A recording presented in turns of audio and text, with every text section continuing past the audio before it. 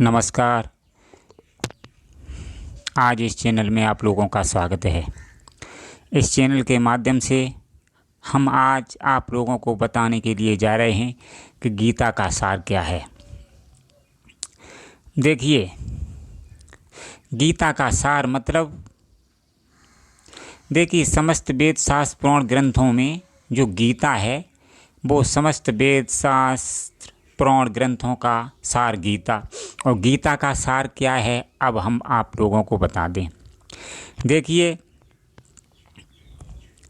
गीता में भगवान कृष्ण ने ये कहा है कि मनुष्य को यदि अपना अच्छा जीवन गुजारना है तो कर्म पर ध्यान देना चाहिए। शरीर को स्वस्थ रखना है तो खान पान पर ध्यान देना चाहिए। तो मतलब कहने का तात्पर्य ये है कि भगवान कृष्ण ने इस जीवन को सही रास्ते पर लाने के लिए, जीवन को अच्छा बनाने के लिए, जीवन को धर्मवान बनाने के लिए और शरीर को स्वस्थ रखने के लिए जो विचारों को दिया है, उन विचारों को हम अपने यदि जीवन में उतारते हैं तभी जीवन बदलकर हमारा अच्छा हो जाता है। तो भगवान कृष्ण यही कह रहे हैं कि जीवन को अच्छा बनाना, अपनी आर्थिक स्थिति को अच्छा बनाना और जीवन को अच्छे ढंग से जीना, ये उपदेश दिया। एक जो गूढ़ उपदेश दिया है जिसे हम गीता का सार कहते हैं, वो क्या है? वो भगवान कृष्ण ने कहा है पवित्र ज्ञान। अर्थात पवित्र ज्ञान का मतलब है ऐसा ज्ञान जो जीवन को बदल दे, विचारों को बदल दे, मानसिकता को बदल दे, विकारों को शांत कर दे और स्थायी आनंद, परमानंद और स्थायी पद को प्राप्त करा दे। उसे हम सच्चा ज्ञान कहते हैं। तो भगवान ने देखिए मुख्य बात यही कही है कि यदि कोई मनुष्य पवित्र ज्ञान को धारण कर लेता है तो वो भी पवित्र हो जाता है। जिस प्रकार एक नाली का पानी, नाली के थोड़े पानी को या दूध में डालें तो वो दूध हो जाता है, उसी प्रकार इस जीवन को हम पवित्र ज्ञान से जोड़कर चलाएंगे तो हम भी पवित्र हो जाएंगे। ये सत्य है। तो पवित्र ज्ञान प्राप्त कहाँ से होगा? जो भगवान कृष्ण ने गीता के सार के माध्यम से समझाया है वो होगा संतों की शरण से। यदि वास्तव में हम सच्चे संत की शरण में जाते हैं तो हमें पवित्र ज्ञान प्राप्त हो जाता है, जिस ज्ञान को हम अपने जीवन में उतार कर पवित्र हो जाते हैं। हम जीवन मुक्त बन जाते हैं, स्थायी शांति को प्राप्त कर लेते हैं, परमानंद को प्राप्त कर लेते हैं। ये कोई कहने की बात नहीं, ये सत्य बात है। देखिए, पवित्र ज्ञान का बखान ऐसे नहीं दिया जाता है, वो गुप्त होता है, गूढ़ होता है, रहस्यमय होता है। इसलिए उस ज्ञान को हम खोल करके आप लोगों को नहीं बता सकते हैं। उसका मात्र हम जो निष्कर्ष है वो आप लोगों को बता रहे हैं, जिसे सबका जो देखिए उसमें संतों के माध्यम से कुछ ज्ञान प्राप्त होता है।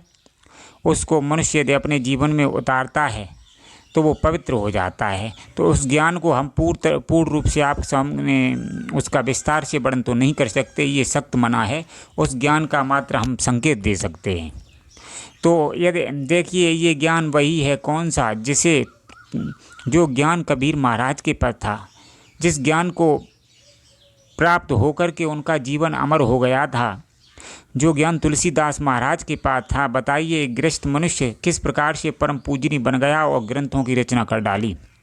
यही ज्ञान सुकरात के पास था, यही ज्ञान प्लेटो के पास था, यही ज्ञान बड़े बड़े संतों के पास था और वो ज्ञान आज भी है और उसी ज्ञान की हम चर्चा आप लोगों के सामने कर रहे हैं। तो देखिए, जिसे हम श्रेष्ठ ज्ञान, परमात्म ज्ञान, मुक्त ज्ञान, आत्मज्ञान, बहुत से कई नामों से उसका बखान है, लेकिन हम उसे सत्य ज्ञान के नाम से आप लोगों के सामने प्रकट कर देते हैं, क्योंकि सत्य ज्ञान वही है जो हकीकत सत्य के दर्शन करा दे। तो देखिए, ये सब क्या है?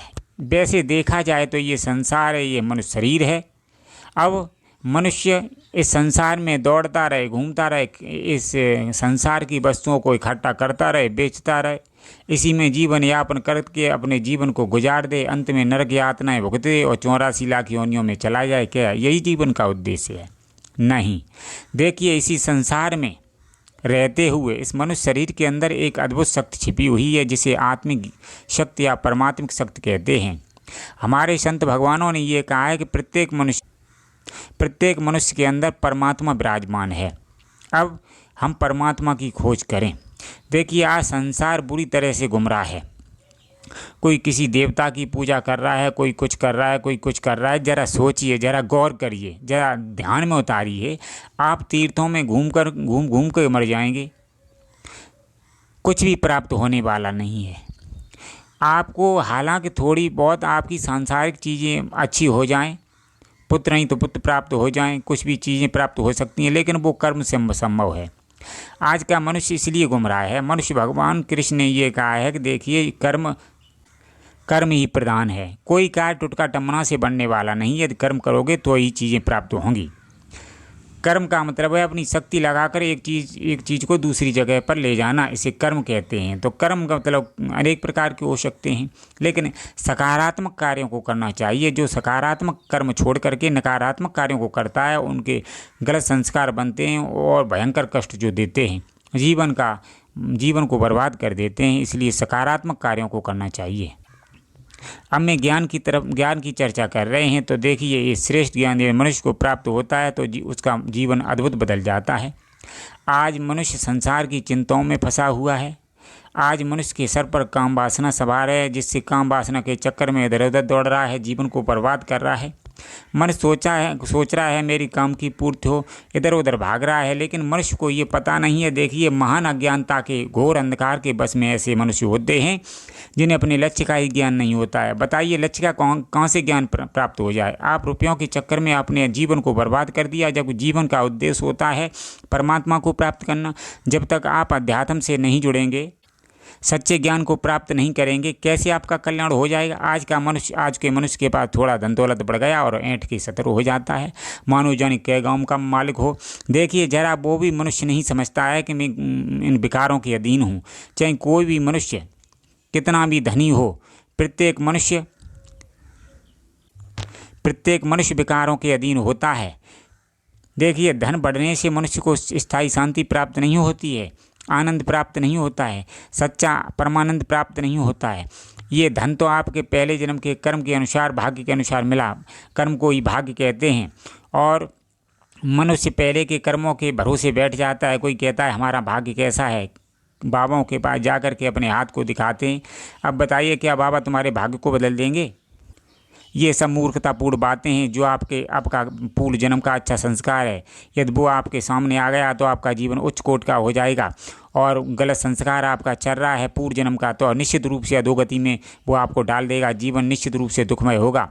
चाहे किन्हीं बाबाओं के पास जाओ, चाहे किसी के पास जाओ, ये जीवन बदलने वाला नहीं है। इसलिए इन संसार की चीज़ों के झमेले में ना पड़ो, क्योंकि सबसे पहले हम जड़ पर कार्य करते हैं। जड़ है संस्कार, कर्म, पूर्व जन्म के प्रारब्ध कर्म, संचित कर्म। इन सभी प्रकार के कर्मों का नाश कौन करता है? सच्चा ज्ञान। अब बात वहीं आ जा रही है। देखिए, सच्चा ज्ञान जब आपको प्राप्त होता है तो सबसे पहले जिस कारण ये आपका जीवन दुखी है, आप दुखी जीवन को जी रहे हैं गलत संस्कारों की वजह से, सच्चा ज्ञान जब आपके जीवन में उतरता है तो उन संस्कारों को वो नष्ट करता है और आपका जीवन सुखमय होने लगता है। वास्तविक सत्यता तो यही है। इसके अलावा यदि आप अपने जीवन को सुख बनाने की कोशिश से इधर उधर दौड़ रहे हैं तो कुछ भी प्राप्त होने वाला नहीं है। ना आपको धन ही प्राप्त होगा, कुछ भी प्राप्त नहीं होगा। इसलिए जड़ पर काम करो। जब तक हम जड़ पर कार्य नहीं करेंगे तब तक जीवन नहीं बदलता है। इसलिए जीवन को बदलने के लिए हमें सच्चे ज्ञान को धारण करना होगा। सच्चा ज्ञान यदि प्राप्त हो जाएगा तो जीवन निश्चित रूप से बदल जाएगा, इसमें कोई शंका की बात नहीं है। इसलिए सच्चा ज्ञान संतों की शरण से प्राप्त होगा। संतों की शरण से प्राप्त होकर के उस ज्ञान को अपने जीवन में उतारो, तभी ये जीवन बदलेगा। आप सोच रहे होंगे इसके टुंडका टम्मना करने से जीवन बदल जाएगा, ये कदापि संभव नहीं है। टुंडका टम्मना करने से आपकी मानसिकता खराब हो जाएगी, आपका जीवन कलुषित हो जाएगा। इसलिए पहले सत्संग को सुनिए, उसके बाद सच्चे ज्ञान से जुड़कर उस ज्ञान को अपने जीवन में उतारिए, जो कि आपके सारे अज्ञान को दूर कर देगा। सत्य ज्ञान ही ऐसा संसार में है जो आपके सारे अज्ञान को दूर करने की क्षमता रखता है, आपको मुक्त पद देने की कामना रखता है। उसके पास सच्चे ज्ञान प्राप्त होने के बाद मनुष्य का जीवन बदल जाता है, मनुष्य बदल जाता है। इसलिए सत्य ज्ञान की खोज करनी चाहिए। तो गीता यही कहती है कि सत्य ज्ञान को प्राप्त करो। गीता ने ये नहीं कहा ये तो चलो ठीक है अपने जीवन को अच्छे ढंग से गुजारो, लेकिन सही बात गीता का सार तभी आपको प्राप्त होगा जब सत्य ज्ञान आपको प्राप्त हो जाएगा, जो जीवन बदलने वाला है, आपको मुक्त पद देने वाला है, अमर पद देने वाला है, आवागमन से छुटकारा देने वाला है। जब तक ये ज्ञान प्राप्त नहीं होता है तब तक आपका जीवन यूँ ही व्यर्थ चला जाएगा, अंत में निश्चित रूप से पछताना होगा। धन भले ही आपके पास करोड़ों रुपए प्रतिदिन आते हों तो क्या आपका जीवन अच्छा कट जाएगा? नहीं कट सकता है। जब तक आपके अच्छे संस्कार चल रहे हैं तब तक आपके पास धन है, गलत संस्कार चालू हुए धन नष्ट हो जाएगा। तो ऐसी चीज़ प्राप्त करनी चाहिए मनुष्य को जो लाभ हानि से मुक्त कर दे।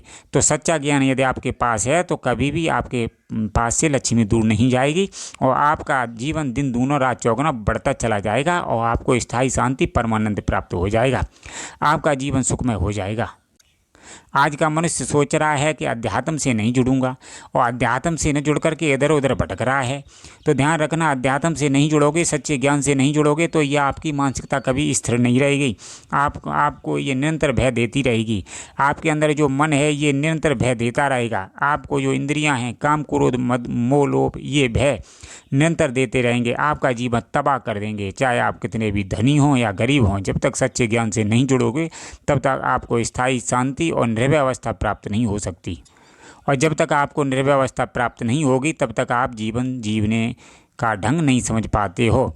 इसलिए सत्य ज्ञान को प्राप्त करो जो कि आपको निर्भय कर देगा और आपका जीवन अच्छे से कटने लगेगा। यही गीता का सार हमें सिखाता है। इसके अलावा यदि कुछ भी बातें आप अपने दिमाग में घोल रहे हैं तो ये सत्य नहीं है।